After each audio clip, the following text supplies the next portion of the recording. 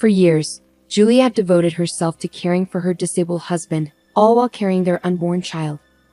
But suspicions gnawed at her, leading her to place a discreet camera in their home. What she uncovered shattered her world. Meanwhile, in the office, oblivious to the passing time, Julia was engrossed in her work. Sketches littered her desk as she diligently crafted designs, her mind consumed by the project. It was only when her boss, Mark, appeared with concern etched on his face that she snapped back to reality. "Julia, dear, it's time to take a break," Mark gently admonished. "You've been here far too long. Simon needs to be picked up from school." With a jolt, Julia realized the lateness of the hour. "Nearly 7 already? I must hurry," she exclaimed, hastily gathering her belongings. "And we must discuss the new children's book cover design later. Traditional meets contemporary, remember?" As Julia rushed to the bus stop, Mark marveled at her dedication and multitasking prowess. He admired her not just as a colleague but as a person, captivated by her resilience amidst life's challenges. Yet, as he gazed into her somber eyes, Julia's focus remained steadfastly on her family, leaving Mark to ponder in solitude.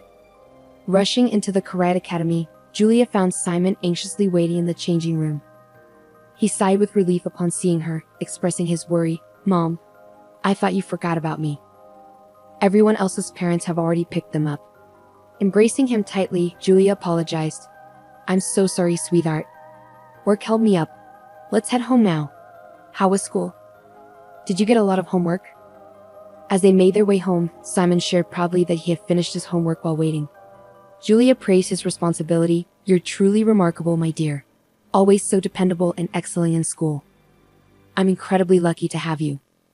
Yet, both of them felt the absence of Julia's late husband, Simon's father, whose passing left a void in their lives.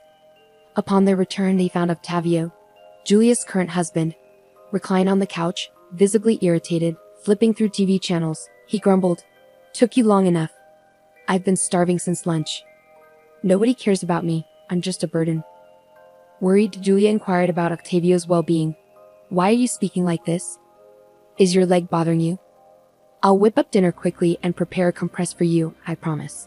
Octavio's demeanor softened as he waited for his meal, while Simon, frustrated by Octavio's lack of consideration for his mother, headed to the kitchen to assist Julia, peeling potatoes and slicing tomatoes. Julia praised her son, grateful for his help. Since Octavio's illness, Julia's life had become an ongoing struggle.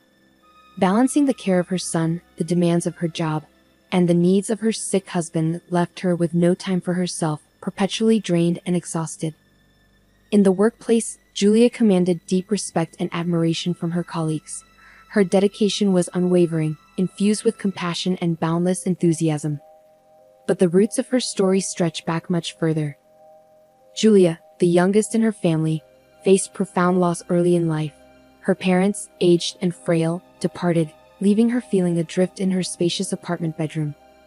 Yearning for moments shared with her mother, longing for words of encouragement and paternal affection, Julia found herself navigating a world now devoid of their presence. Amidst this tumultuous period, Julia encountered Tony, her first husband.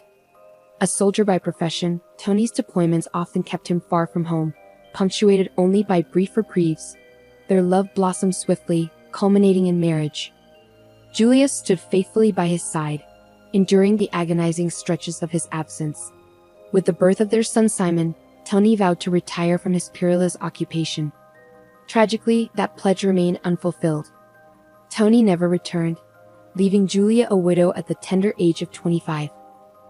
Though the mornings were fraught with sorrow, Julia found solace in the unwavering love of her son and the refuge of her work. Years later, Julia's path intersected with Octavio, a man of striking contrast to Tony. Secure and charismatic, he courted her with poetic gestures and bouquets of flowers. Unwittingly, Julia found herself falling deeply in love. Octavio proved adept with Simon, and their bond led to marriage, buoyed by Octavio's steadfast insistence. As a builder, Octavio's work often necessitated travel, providing financial stability to their home. However, murmurs of skepticism swirled among Julia's colleagues at the workshop. Rose, a trusted confidant, voiced concerns, questioning the nature of Octavio's frequent absences and the secrecy surrounding his past. Julia, bristling at the insinuations, defended her husband's honor, urging her colleagues to desist from unfounded speculation. "Please stop," she implored. "Octavio has his reasons for guarding his past. It's not for us to pry. He provides for us, and that's all that matters. And rest assured, our family is expanding with the arrival of our new baby." Simon is overjoyed at the prospect of a sibling. However, tragedy befell Octavio during his work at a construction site in a nearby city. A fall from the third-floor scaffolding left him with severe injuries to his leg and ankle. Despite returning home with a cast, his mobility remained compromised long after the accident. For a man accustomed to activity, this incident dealt a crushing blow, leaving him feeling incapacitated and detached from the world around him.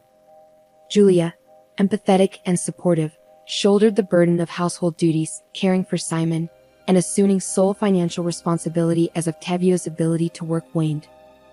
With Octavio confined to their home, unable to contribute economically, Julia found herself stretched thin, especially with the impending arrival of their new baby. Yet, resolute in her determination to remain strong for her children, she soldiered on. What troubled her most, however, was Octavio's demeanor. He appeared disengaged, showing little interest in Simon's academic progress or household matters. Julia couldn't help but feel frustrated that despite his injury, Octavio seemed unwilling to offer even a modicum of support. "Octavio, why do you remain so despondent?" Julia implored, attempting to buoy his spirits. "Perhaps a short walk on the balcony for some fresh air might lift your mood. I'll assist you. It could aid in your recovery. Don't succumb to despair like this. Can't you see how much I'm struggling? I'm in constant pain, and the painkillers hardly alleviate it. I feel utterly helpless." Octavio's response came laced with accusation. "You're selfish, Julia. You only consider your own needs. Pregnancy isn't an ailment. Why do you complain? I spend my days alone, waiting for your return, only to be met with blame when you're here." Julia's heart sank at the bitterness in his words, grappling with the weight of her responsibilities and the strain on their relationship. A few days later, Octavio stumbled upon an online healer named Camila, boasting quick and effective cures for muscular and bone ailments. Despite Julia's attempts to dissuade him, Octavio remained convinced of the treatment's efficacy.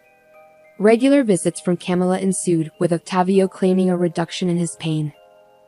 On an ordinary day, Julia returned home earlier than usual due to Simon's illness, finding unfamiliar female footwear in the hallway. Realization dawned swiftly. Camila was in their house. The closed kitchen door piqued Julia's curiosity, prompting her to eavesdrop on Octavio and the supposed healer's conversation. What she heard left her reeling. Octavio's discontent spilled forth as he lamented, "Camila, I can't go on like this. Pretending to be infirm is exhausting. My back aches from lying around all day, and I've even put on weight. When will we rid ourselves of Julia and her son? She's already growing tired of me, but I can't wait to claim this magnificent house as my own." Attempting to assuage Octavio's impatience, Camila cautioned, "Rushing this will only invite suspicion, especially now that Julia's pregnant. We must proceed carefully. You'll need to care for the unborn child to avoid arousing suspicion as a widower. Patience is key. We've narrowly escaped detection before. Obtaining reliable poison is imperative. Administer it gradually in their tea, ensuring their demise appears as severe poisoning. No traces must remain. In a month, they'll be gone, and you'll be free." A shiver raced down Julia's spine as she absorbed the sinister plot unfolding before her. Her colleagues' suspicions about Octavio had proven tragically accurate. Her immediate impulse to confront them battled with the need for concrete evidence. She couldn't risk their escape. "He never loved me. Our marriage was a facade," Julia realized bitterly. "His reaction to my pregnancy wasn't joy, it was dread. I've endangered Simon by leaving him in Octavio's care." Desperation and determination warred within her as she silently retreated, bracing herself for the confrontation ahead. Gathering her resolve, Julia burst into the room with calculated force, masking her turmoil with practiced composure. "Hello, I'm back," she announced, steeling herself for the tumultuous ordeal ahead. As Julia stepped into the house, the kitchen door creaked open, revealing the healer. "Good afternoon, Julia. Our session just concluded. Your husband is showing signs of improvement. I'm doing everything in my power to aid his recovery," the healer announced. Julia, though shaken, maintained her facade of composure. "Thank you. I'll settle the payment in 2 days when I receive my salary. We'll settle the fees for both sessions," she replied calmly. With a nod, the healer departed, leaving Julia to confront her husband. Engaging in strained conversation with Octavio, Julia tended to his needs before checking on Simon, citing exhaustion and a throbbing headache. She was appalled by Octavio's deceit and the depths of his betrayal. The following day at work, Julia found herself consumed by distress, retreating to the privacy of the bathroom to weep. Lost in her turmoil, she was approached by Mark, whose concern was palpable. "Julia, forgive me if I'm prying, but something's clearly troubling you." "It pains me to see you like this," he remarked gently. Surprised by Mark's empathy, Julia divulged her harrowing ordeal. With a history of trust between them, she poured out her fears and uncertainties. "I feel trapped, Mark. It's like living with a traitor and a potential murderer. What should I do? How can I seek justice and safeguard Simon and myself?" she implored. Mark's response was resolute. "Julia, we must involve the authorities. I'll reach out to a reliable investigator I know. Share everything with him. He'll provide the assistance you need. Additionally, I have a plan. Discreetly tamper with Octavio's wheelchair, removing the screws, and leave a concealed recording device. If he's feigning his condition, he'll reveal it when the chair collapses. That'll be the evidence we require. I'll coordinate with the police for swift action. Remember, you're not alone in this." Empowered by Mark's support, Julia felt a surge of relief. With guidance from the investigator, her fear abated somewhat. She resolved to meticulously gather evidence against Octavio and the fraudulent healer, heeding the investigator's advice to exercise caution, preparing her own food and drink. Yet, with each encounter with Octavio, her resentment and fury simmered beneath the surface, fueling her determination to expose the truth. That night, Julia meticulously tampered with Octavio's wheelchair, carefully removing the screws and setting up her cell phone to record. As Octavio leaned on the chair, the wheels gave way, causing him to tumble. Swiftly rising to his feet, he attempted to maintain his ruse. Simon, drawn by the commotion, dashed into the room, jubilantly exclaiming, "Uncle Octavio, you're not sick anymore. You're cured. How amazing." Julia's applause was laced with sarcasm as she addressed Octavio. "Indeed, Simon, it appears the healer's sessions are yielding miraculous results. Just look at Octavio's sudden agility. How could you deceive us like this? Why pretend to be ill?" Octavio, caught off guard, feigned discomfort, attempting to salvage his facade. But Julia's patience had worn thin. "Enough of this farce, Octavio. Your deceit is laid bare. There was never any injury, it was all a fabrication." Before Octavio could concoct a response, the doorbell rang. Simon rushed to answer it, ushering in Mark accompanied by a police officer. Informed of the plan, Mark wasted no time in springing into action. Together, they swiftly immobilized Octavio, thwarting any chance of escape. The police officer wasted no time in issuing the stern declaration. "Octavio Martinez, you and your accomplice Lucia, also known as Camila, are under arrest for attempted murder against Julia and Simon. Further investigation has revealed similar schemes in multiple cities, exploiting vulnerable individuals for personal gain. Your malicious intent will not go unpunished." Octavio's protests fell on deaf ears as the investigator intervened, silencing him. "Your theatrics won't save you, Octavio. Julia has provided damning evidence of your fraudulent recovery, and your accomplice has already confessed. Your time for deception is over." Julia, still reeling from the shock, watched as Octavio was escorted away, her heart heavy with the weight of betrayal. As the chaos subsided, Simon approached Mark, displaying a maturity beyond his years, a silent testament to the resilience of youth. "Thank you for helping Mom. Uncle Octavio is bad. I don't like him. He doesn't love Mom or me." "He's not coming back," Simon stated solemnly. Mark replied with equal gravity, "No, Simon, he's not coming back. And I'll be around if you'll have me because your mother needs support now." Simon's innocent smile brightened the room. "Sure, come visit us more often. You're like a movie hero unmasking Uncle Octavio," he quipped.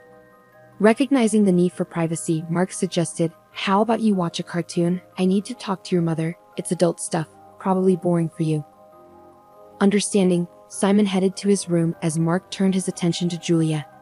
He enveloped her in a comforting embrace, his voice gentle. "Don't torment yourself anymore, Julia. It's all over. Octavio and his accomplice will be in prison for a long time." Julia, almost in a daze, murmured, Why do I have such bad luck? My first husband died. The second was a criminal, and now I'm pregnant with his child. Why can't I find a decent man? Is it me? Mark's response was steady and reassuring. Don't you see who's been by your side all these years? You're searching for happiness in distant places without realizing what you already have. I've always loved you unconditionally, Julia. I would never betray you. Look around. I don't want to pressure you, but know that I'm here. Touched by his sincerity, Julia finally allowed herself to trust. She embraced him gratefully. Thank you for being here, Mark, for everything. I don't know if I can reciprocate your feelings, but I'm willing to get to know you better. And who knows what the future holds. Mark's response was filled with understanding. Don't worry, I have great admiration for you, and above all, I want to be your friend, someone you can trust. If it doesn't work out romantically, that's okay. But at least let me be there for you. I don't want you to leave my side, Mark. I just need time to process all this. But I definitely want us to get to know each other better, Julia confessed. From that moment on, Julia's life began to take a turn for the better. Despite the challenges of pregnancy and lingering doubts, Mark remained a constant source of support. Their bond deepened, and eventually Julia realized that Mark was the loving and reliable partner she had been searching for. She divorced Octavio and married Mark, finding happiness in the warmth of his love. She had always harbored dreams of a loving family, even though she initially dismissed Mark as merely a man of charming words. However, time proved him to be a steadfast and affectionate partner, both to her and to Simon. Their workshop thrived, and Mark's business ventures occasionally took him away on trips to negotiate clothing sales in other cities. Julia still had a month left until her expected due date, but fate took an unexpected turn one night when her water broke prematurely, triggering early contractions. In a panic, she called for an ambulance, slipping into unconsciousness, barely managing to request her neighbor's assistance in caring for Simon. Rushed to the hospital, Julia's labor unfolded into a nightmarish ordeal, a relentless struggle between consciousness and oblivion. Among the massed medical personnel attending to her, Julia failed to recognize one nurse, Lucia, Octavio's accomplice, who had seized an opportunity for revenge against Julia for thwarting her plans with Octavio. Upon regaining consciousness, Julia's heart sank as she realized the absence of her newborn. Frantically, she demanded answers, her voice a desperate cry echoing through the sterile hospital room. Where is my son? I need to see my baby. What happened? Approaching her with a heavy heart, a doctor gently broke the devastating news. I'm deeply sorry, Julia, but your son didn't survive. The umbilical cord was wrapped around his neck, and despite our best efforts, we couldn't save him. You're young. There will be other opportunities for you to have children. Overwhelmed by grief, Julia buried her face in her hands, her sobs echoing off the stark hospital walls. The doctors intervened, administering sedatives to ease her anguish, yet the pain of losing her child pierced her soul, leaving her shattered and bereft. Upon learning of the tragic loss, Mark hurried to the hospital to offer solace to Julia. She was consumed by inconsolable grief, murmuring through tears, I would rather have perished than my son. I can't bear to live. Why did this happen to me? Mark enveloped her in a tender embrace, his touch a feeble attempt to soothe her anguish. Don't speak like that, Julia. You must stay strong, especially for Simon. He still needs you. Time will ease the pain. I'll be here every step of the way, he assured her gently. As they laid their baby to rest, Julia wept bitterly at the small graveside, grappling with the unbearable reality of their loss. Only Simon's unexpected fortitude and maturity offered her a glimmer of solace, allowing her to navigate the depths of her sorrow. Together, mother and son embarked on the arduous journey of healing. While the memory of their lost child continued to weigh heavily on Julia's heart, 7 years later, their atelier had blossomed into one of the city's most prestigious and sought-after establishments, drawing clientele from far and wide. Working in seamless harmony, Julia and Mark shared an unspoken understanding, their partnership flourishing amidst the creative whirl of their shared passion. Mark and Simon, now poised 13-year-old, had forged a bond akin to that of father and son. Simon excelled both on the soccer field and in his studies, a testament to his dedication and zest for life. One day, Julia found herself needing to take the subway for an urgent business meeting as their car was undergoing repairs. Along the way, her path intersected with that of a 7-year-old boy, his small frame supported by crutches, his appearance downtrodden and unkempt. Her heart constricted at the sight of him. Moved by compassion, she purchased pastries and hot tea, approaching the boy with a gentle offer. He devoured the food ravenously, nearly choking in his haste. Julia then delicately inquired, "Hello there, little one. What's your name? Why are you here on the streets? What happened to you?" The boy, once he finished eating, responded with a blend of timidity and resilience, "I'm John. I tried to ride a bicycle too big for me, and I ended up falling and injuring my leg. Since then, I had to rely on these crutches to get around." Concern etched across her features. Julia probed further, "That sounds serious, John. Haven't your parents taken you to see a doctor? You're so young. Surely there's treatment available." John let out a heavy sigh, his voice tinged with resignation. "My mother is always drunk, and I don't even know who my father is. She neglects me, never bothering to seek medical help. She insists it's better for me to beg for money." A wave of sadness and empathy washed over Julia as she wrapped the boy in a comforting embrace, pledging, "Fear not, John. My husband, Mark, and I will find a way to assist you. We'll explore avenues for your treatment." The boy regarded her with a mix of hope and skepticism. "I doubt it will make a difference. My mother prefers me to beg. She doesn't want me to get better," he lamented. Driven by an overwhelming urge to intervene, Julia vowed to John that she would spare no effort in improving his circumstances. Galvanized by her determination and the boy's longing for a brighter future, she offered reassurance. "Let's explore our options, John. Hold on to hope. We'll advocate for you. No child should endure suffering due to their parents' neglect." She swiftly dialed Mark, her voice choked with emotion, and relayed the distressing situation. Mark wasted no time, arriving promptly to lend his ear to John's tale and extend his assistance. Together they resolved to visit the boy's home to confront his mother and gain deeper insight into their predicament. With a touch of apprehension, John guided them to his apartment. As they prepared to depart, Julia took note of John's tattered and soiled attire, declaring, "We'll pick up some fresh clothes for you on our way." Excitedly, John inquired if he should bring anything along. Julia assured him, "No need. We'll take care of everything." Upon reaching the apartment, they were met with a pungent odor of alcohol and tobacco lingering in the air. The apartment lay in disarray, and John's mother lay slumped in a chair, snoring loudly. With a heavy heart, John explained his mother's situation. "She hasn't stirred since last night. She was drinking with some men in the kitchen. It'll be a while before she wakes. When she does, she'll demand money from me, then use it to buy more alcohol and cigarettes. If I don't bring enough, she'll hurl insults at me. Why is she like this? Why does she drink? Why doesn't she love me like other mothers?" Julia and Mark exchanged grim glances, deeply troubled by John's account. However, their resolve remained unyielding as they declared, "We're taking you home, John. Tomorrow, we'll accompany you to see a doctor about your leg, all right?" Leaving a note for John's mother detailing their decision, they ushered him away from the desolate scene. John embraced Julia with heartfelt gratitude, likening her to a fairy from his storybooks. Though touched, Julia's smile was tinged with sorrow as she ran her fingers through the boy's unruly curls. En route, they purchased new attire and backpacks stocked with essentials for John, who expressed profound appreciation and eagerness for a fresh start with them. Arriving home, Julia's thoughts were consumed by caring for the child. After bathing John and examining his leg, they realized the severity of the situation. His limb was visibly misshapen, indicating a grave underlying condition. After a nourishing meal and clad in fresh attire, John drifted into a peaceful slumber, a serene smile gracing his lips. Meanwhile, in the kitchen, Julia, Mark, and Simon convened to address their newfound responsibility. Julia was resolute in her determination to care for John, yet Mark voiced apprehensions regarding the potential complexities of formal adoption, cautioning of the legal hurdles they might face.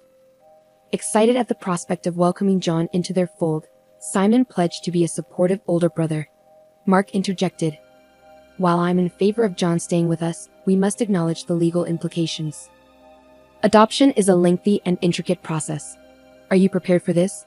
Undeterred, Julia responded with unwavering resolve. "Ever since I laid eyes on John in the subway, something stirred within me. He's no longer a stranger, he's become family. I'm committed to giving him a happy and normal childhood. He deserves nothing less. Without our help, what fate awaits him? A life marred by delinquency and despair, perhaps even incarceration. Together, we can nurture him into a good person, help him find purpose, and who knows, maybe even walk again." I'm prepared to fight for him, no matter the obstacles. Thank you for standing by me. The following day, Julia escorted John to a pediatric orthopedist. After a thorough examination, including x-rays and CT scans, the doctor delivered their assessment. The condition of his leg is grave. We'll need to proceed with intricate surgery on the knee and ankle, followed by an extensive rehabilitation period. He'll require specialized footwear. With luck, within approximately 6 months, his leg should regain functionality. Are you in agreement with the proposed procedure? With unwavering resolve, John eagerly exclaimed, I'm ready to undergo it all if it means I can walk, run, and ride a bike again, Aunt Julia. I wholeheartedly accept the surgery. I promise to muster strength and refrain from complaining, no matter the hardships. When I fell off the bike it hurt, but I endured. I want my legs to be healthy again, John expressed, his voice filled with determination. Julia embraced the child, offering reassurance. We'll take care of everything, John. My husband and I will cover the surgery costs. But now, we need to convince your mother to authorize it. Confronting John's mother, Jennifer, proved challenging. They found her inebriated and had to rouse her with cold water. Explaining their intentions amidst her intoxicated state was no easy feat. They discussed the medical consultation and diagnosis, but Jennifer, irate and intoxicated, protested vehemently. Who are you to decide for my son? I'm his mother, and I won't allow you to lay a finger on him. He's my bread and butter. Give him back to me this instant. Attempting to reason with her, Julia pleaded softly, Can't you see? You're consigning John to a life of hardship. Doesn't your son, who struggles to walk, deserve compassion? Have you considered his future? Please let the surgeon intervene. He deserves a chance at a healthy life.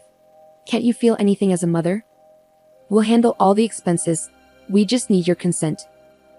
Unmoved, Jennifer retorted, Don't meddle in my affairs. You didn't give birth to him. I said no. If you don't return my son, I'll call the police and accuse you of kidnapping. Fed up, Mark slammed his hand on the table, his frustration evident. Go ahead, call the police. We'll show them the conditions you're subjecting your son to. John will be placed in a shelter and you'll forfeit your parental rights. Sign the consent now. Consider this a wake-up call. Your priority seems to be alcohol. With a pointed gesture, he presented bottles of alcohol alongside some food, silently challenging the negligent mother to reconsider her stance. Jennifer quickly assessed the situation, signing the papers without hesitation, but not without lamenting. Why are you doing this to me? I love my son. We're just going through hard times. I can't find a job. So I drink sometimes to numb the problems. Mark, silently reflecting, thought to himself, children shouldn't have to endure the consequences of their parents' vices. It's unfair. Outside, Julia and Mark breathed a sigh of relief, grateful to have extricated themselves from that tense situation. Almost simultaneously, they voiced their concern. We can't allow John to return to such a toxic environment. It's no place for a child. How he managed to survive there for so long is beyond me. With determination, Julia organized everything for John's surgery, ensuring all necessary tests were conducted. When the doctor requested blood donations from the family, an unexpected discovery surfaced. Julia and John shared the same rare blood type. Perplexed, the doctor inquired, Are you two related? Julia, denying any familial connection, explained John's situation. The doctor proposed a DNA test to confirm any potential relationship while proceeding with surgery preparations, expressing confidence in their likely connection. Sharing the doctor's observations with Mark, Julia contemplated, the doctor might be onto something. Have you noticed their striking resemblance? Perhaps we should compare childhood photos. Intrigued, Mark agreed, it's worth exploring. Let's proceed with the DNA test. Meanwhile, John braced himself for the impending surgery. As John underwent the procedure, Julia, having known him for just 2 weeks, experienced overwhelming concern. She anxiously awaited news, her heart heavy with worry. Finally, the doctor emerged with reassuring updates. The surgery was successful, but the road to recovery would be arduous. In that brief period, Julia and John had forged a bond so deep that they felt like a genuine family. John had become attached to Julia, facing each stage of his treatment with courage and even attempting to lift her spirits with his playful rhymes and wordplay.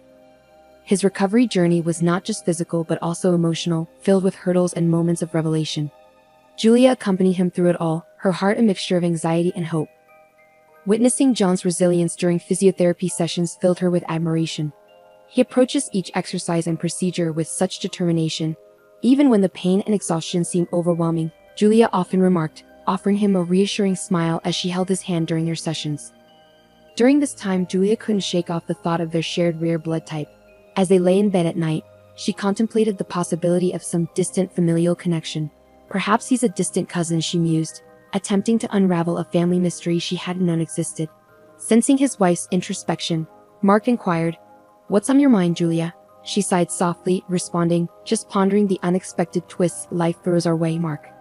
I never imagined John could be a distant relative." As the day of the DNA test results drew near, Julia's anxiety heightened. Regardless of the outcome, she knew that she and John were already deeply connected. Yet, the prospect of a blood tie stirred a mix of anticipation and apprehension within her. "Regardless of the test, John is a part of our family," she assured Mark and Simon, who nodded in understanding. They were prepared to embrace John as kin, irrespective of the outcome. One day, Mark rushed into the room, visibly agitated, clutching a set of papers. "Julia, you won't believe this. Sit down," he urged, handing her the test results. "John is your biological son, with a 99% probability." Stunned, Julia struggled to comprehend. "But the baby who died at the maternity wasn't my son. My child has been alive all this time, and who was I married to then? How could this have happened?" Overhearing the conversation, John was bewildered by the revelations. "So, you're my real mother?" he asked incredulously. "This is unbelievable. And Jennifer, the woman I thought was my mother, isn't actually my mom." Julia held John tightly, tears streaming down her cheeks. "It seems you are indeed my real son, my dear. I'm overjoyed to have found you alive.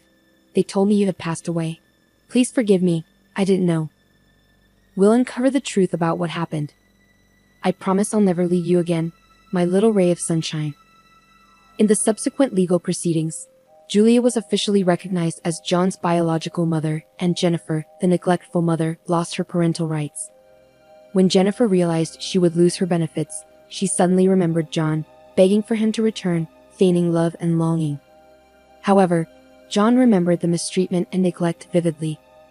He was grateful for the love of his new parents, Juliet and Mark, and was determined to bring happiness to their lives. After an extensive investigation, detectives unraveled the mystery behind the disappearance of Julia's son. They discovered that Lucia, in a cruel and desperate act, had swapped Julia's newborn with Jennifer's deceased baby at the hospital. Both women had given birth on the same day, facilitating the malicious exchange. Shocked by this revelation, Julia demanded answers. How is this possible? Why is Lucia not in prison? She should be held accountable, along with Octavio. I need to confront her, look her in the eyes, and ask why she ruined my life and my son's.